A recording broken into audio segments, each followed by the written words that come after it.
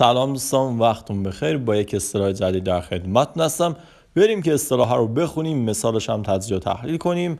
اصطلاحمون اصلا سر در نمیارم. هیچ anlamam. هیچ anlamam. اصلا سر در نمیارم. مثال رو نگاه کن. Ben böyle şeylerden hiç anlamam. Tamirciye götür. Tamirciye götür. نگاه کن.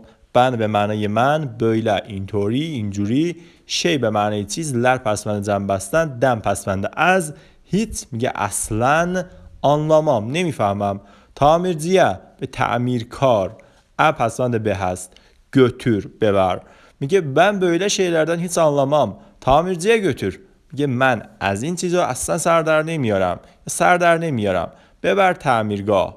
خب دوستان این مثالمون بود. حتما لایک و سابسکرایب یادتون نره.